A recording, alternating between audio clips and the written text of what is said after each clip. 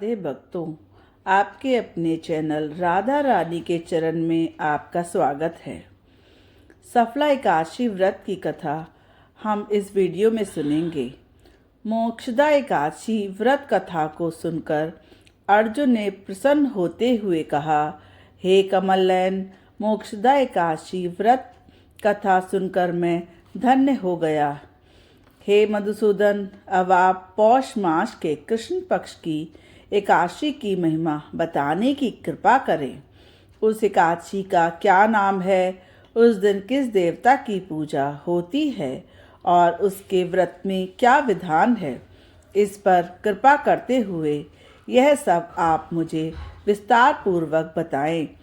अर्जुन की जिज्ञासा सुन श्री कृष्ण ने कहा, हे कुंती पुत्र, तुम्हारे प्रेम के कारण मैं तुम्हारे प्रश्नों का विस्तार सहित उत्तर देता हूँ। अब तुम इस एकादशी व्रत का महात्म सुनो। हे पार्थ, इस एकादशी के द्वारा भगवान विष्णु शीघ्र ही प्रसन्न हो जाते हैं। पौष मास के कृष्ण पक्ष की एकादशी का नाम सफला है। इस एकादशी के आराध्य देव श्री हरि नारायण हैं। इस एकादशी के दिन श्रीमन नारायण जी की विधि के अनुसार श्रद्धापूर्वक पूजा करनी चाहिए। हे पांडुनंदन, इसे सत्य जानो कि जिस तरह नागों में शेष नाग, पक्षियों में गरुण, ग्रहों में सूर्य चंद्र, यज्ञों में अश्वमेध और देवताओं में भगवान विष्णु श्रेष्ठ हैं, उसी प्रकार व्रतों में एकादशी व्रत सर्वश्रेष्ठ है। हे अर्जुन, एकादशी का व्रत करने वाले व्यक्ति भगवान श्री हरि को अति प्रिय हैं। इस एकादशी में नींबू, नारियल, नैवेद्य आदि अर्पण करके भगवान श्री नारायण की पूजा करनी चाहिए। मनुष्य को 5000 वर्ष तपस्या करने से भी जिस पुण्य का फल प्राप्त होता है, वही पुण्य श्रद्धापूर्वक व्रत करने तथा रात्रि जागरण सहित सफला एकादशी का उपवास करने पर प्राप्त होता है। हे कुंती पुत्र, अब तुम सफला एकादशी की कथा ध्यानपूर्वक सुनो। प्राचीन नगर में चंपावती नगरी में एक महिष्मान नामक राजा राज्य करता था। उसके 4 पुत्र थे।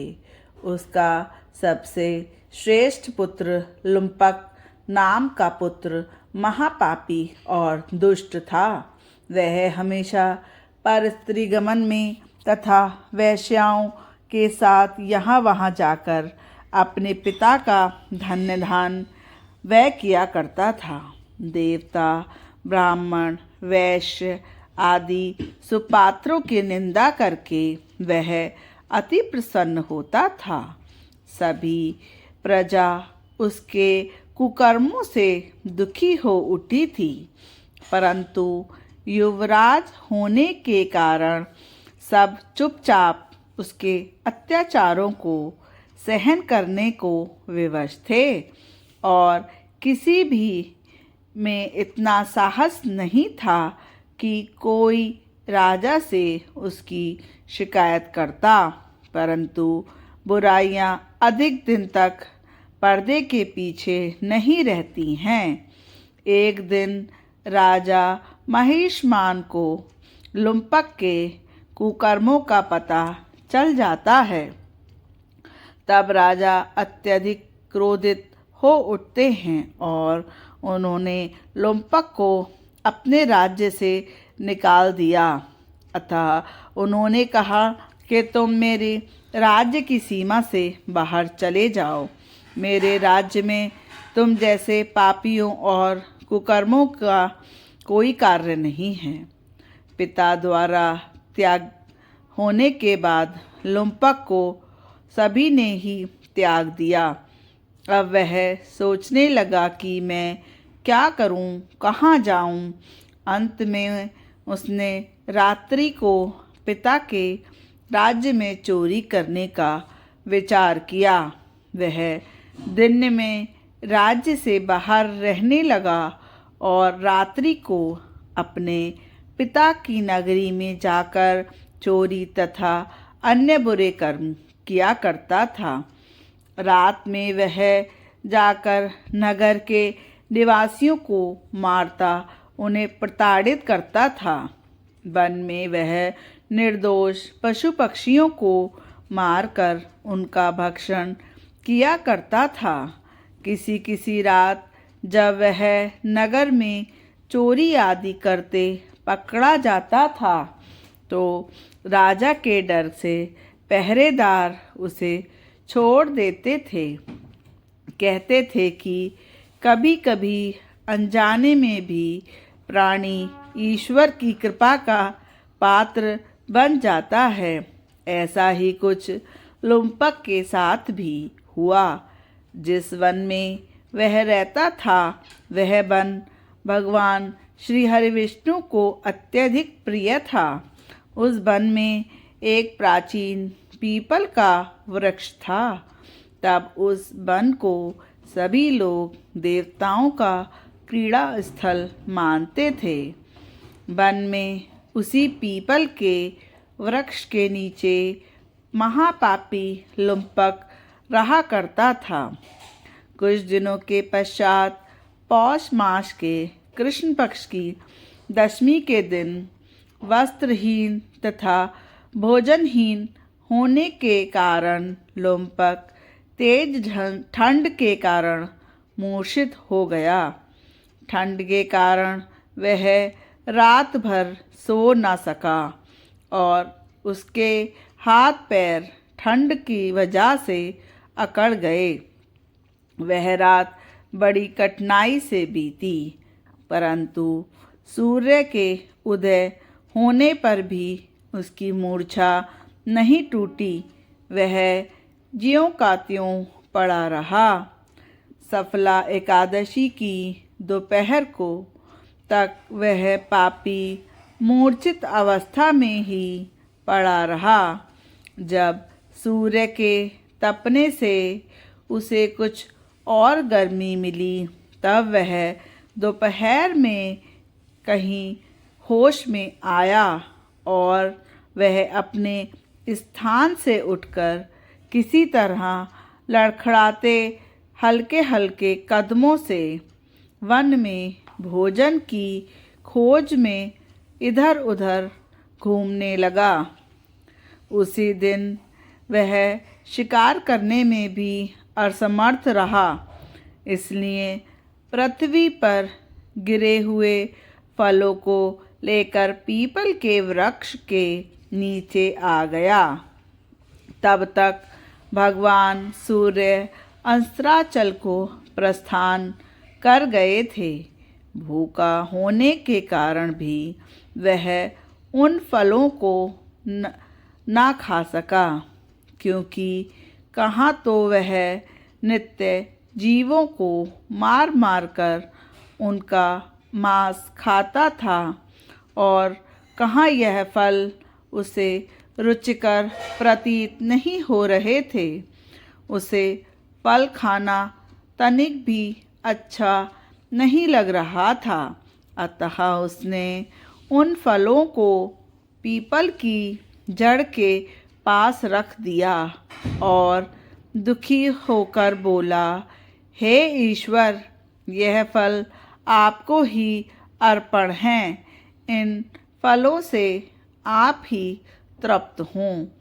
ऐसा कहकर वह फूट फूट कर रोने लगा और रात को उसे नींद नहीं आई।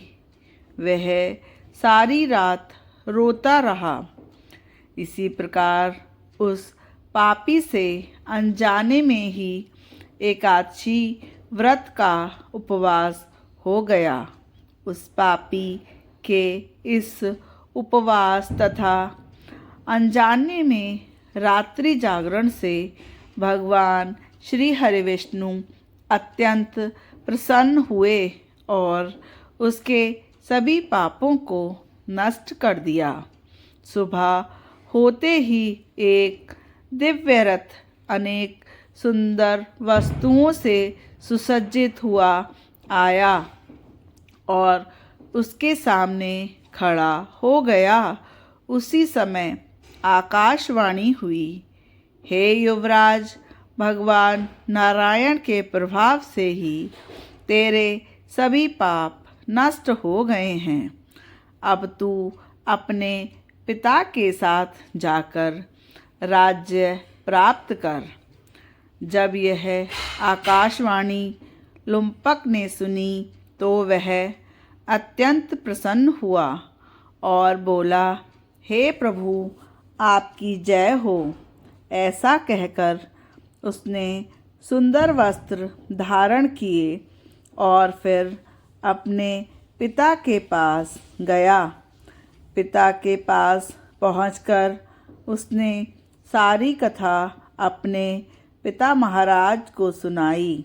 पिता के मुख से सारा वृतांत सुनने के पश्चात पिता महाराज ने अपना सारा राज्य तत्क्षण ही अपने पुत्र लुम्पक को सौंप दिया और वह स्वयं वन की ओर चल दिए।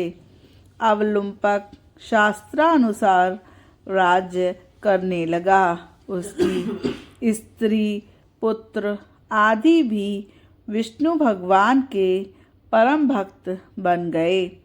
वृद्धावस्था आने पर वह अपने पुत्र को राज्यपाट सौंपकर भगवान का भजन करने के लिए वन की ओर चल दिया। अंत में परम पद को प्राप्त हुआ। हे पार्थ, जो मनुष्य श्रद्धा तथा भक्ति पूर्वक इस सफला एकादशी व्रत का उपवास करते हैं, उनके सभी पाप नष्ट हो जाते हैं और अंत में मुक्ति की प्राप्ति होती है।